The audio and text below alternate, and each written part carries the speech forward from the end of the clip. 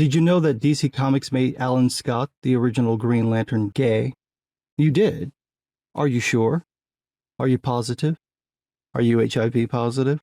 Because if you aren't, Tim Sheridan is going to remind you every other page.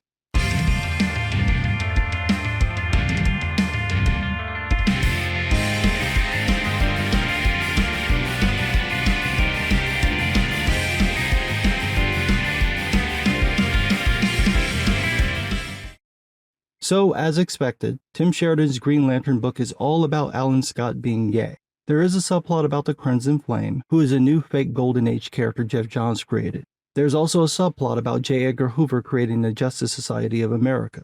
There are some minor plot points about Alan being in the Army Corps of Engineers, and him masquerading around as a superhero Green Lantern. But the core of the story is about Alan Scott's forbidden love with Johnny Land in the 1940s. Because when you want to read about superheroes, the focus should definitely be on how homophobic people were 80 years ago.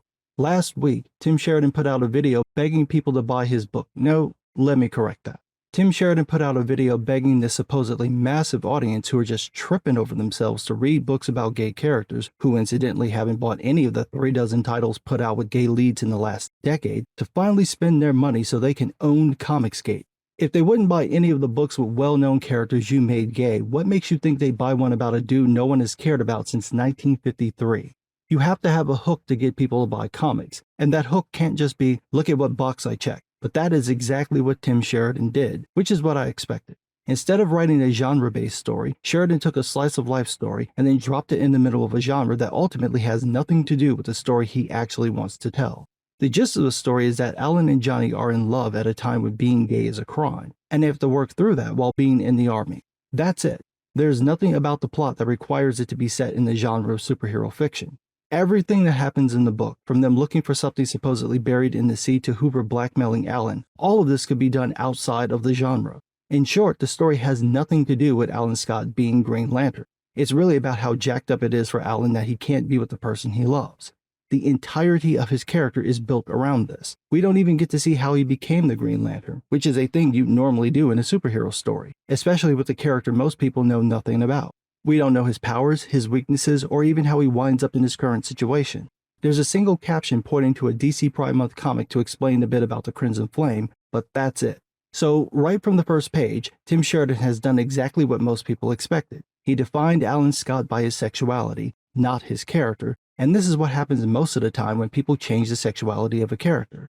Suddenly, there's nothing else important about the character. Their entire life revolves around their sexuality, to the point that if you swapped it, if you made them straight, it'd be the cringiest romance story you'd ever read. Now, on the off chance that Sheridan sees this, let's get the obvious out of the way. Yes, there are plenty of people who don't like this book just because DC retconned Alan Scott to be gay, and their reason is because they don't like gay people because it's against their religion and their politics, which they will deny until they think they're in like-minded company, in which case they will freely admit to wanting to go full-on October 7th on gay people, including children. Let us assume, Tim, as you likely do, that this applies to everyone right of center. Okay, well, the right probably makes up a fourth, possibly a third of the comic book audience. If we assume all of them hate books with gay characters, that doesn't explain the low sales. What about the other 3/4 or 2/3 who also ain't buying the books? How do you explain that? There are many options, but two are the most probable. They like the idea of gay characters, but not the idea of actually buying the book. Or they're put off by the story only being about the character's sexuality and not about being a superhero. You know, the genre of the fucking book. That is why these books don't sell. You already know certain types of people won't buy books with gay characters. That's not going to stop the books from selling. What will stop the books from selling is the books not being about the thing people actually want to read, which is exactly what Tim Sheridan did. The pages that made the rounds, the ones about Hoover, that's the opening of the book. It's 1941. Alan Scott shows up at Hoover's office. Hoover complains about Alan working solo and not being part of the JSA. Hoover demands that Alan officially join and be seen in public with the rest of the team, and he uses a journal Alan apparently wrote along with pictures of him and his boyfriend Johnny Ladd as blackmail. He also implies that he's going to force Alan into a sex romp on the weekend, telling Alan to bring his combat boots if they still fit. So, if there was any question of what this book was about, there's your answer. The first thing we see of Alan Scott isn't him being a superhero. It's him being a gay man in the 1940s being blackmailed by a closeted gay man. The follow-up scene is a flashback to 1936, when Alan and Johnny took those pictures, and it too is all about their sexuality and how it's forbidden. Now, I don't have a problem with anyone telling that story. This is a thing that happened, and it continues to happen for decades, and is currently something that nearly half the population in the US would love to be the standard again. Where I do have a problem is that I don't see how this has anything to do with Alan Scott being a superhero. At the time of the flashback, he's not the Green Lantern. In 1941, the current time, he is Green Lantern, but the focus is on his sexuality, not being a superhero. We see this throughout the book as it jumps back and forth between the past and the present. In the past, we learn that the US is looking for the Crimson Flame to use as a superweapon to maintain the nation's power. I think Sheridan makes a technical mistake here, because he has Johnny say that the purpose is to have America remain stronger than the strongest nations, except America didn't really become a superpower until after World War II. Alan and his team of engineers built a container they hope will contain the Crimson Flame. In the middle of this, Johnny tries to give Alan his college baseball championship ring on deck in full view of everyone, which is totally a thing people worried about being caught would do.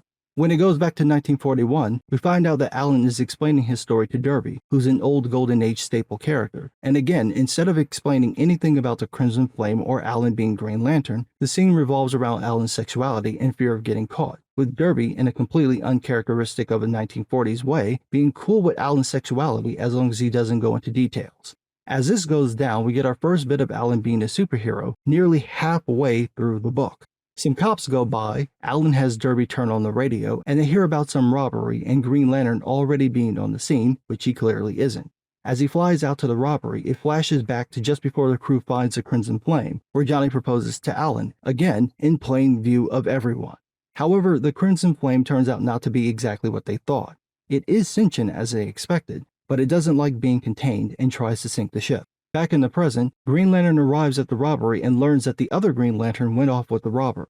Suddenly there's a giant fireball heading towards the crowd. Then it cuts back to the Crimson Flame attacking the ship, and Alan realizing that he can save the ship by letting the Crimson Flame go.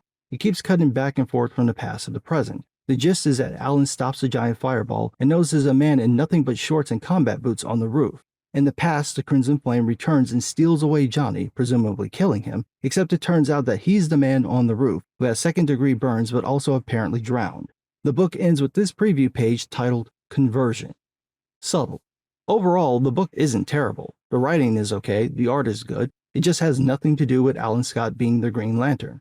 That's a problem. You're telling genre fiction, but the genre is barely present. You could remove all the bits about the Green Lantern and Crimson Flame, and it really wouldn't change the story. You'd have to do a little touch-up work to clean up those spots with the superhero stuff, but not much. In fact, if you made Alan Scott into Alan Turing, it's basically the same plot of The Imitation Game. He's doing this thing to help the war effort, but he can't let anyone know about his sexuality. It's a really good movie. You should watch that instead of reading this book. That said, if that's the story you want to tell, just tell that story. If there's this massive audience craving stories like this, I'm sure they will find your book. But if you want to tell genre fiction, you actually need to include the genre in the fiction. You can't just make it about checking a box. There will always be people who won't like stories about gay characters. You're never going to please them no matter how you tell the story, but they're not the only ones who will see that book. If you want those other people to buy your book, you can't keep defining gay characters by their sexuality and then complaining when people call you out. Gay people are more than one thing. The only people who don't seem to see that are conservatives and progressives like Tim Sheridan.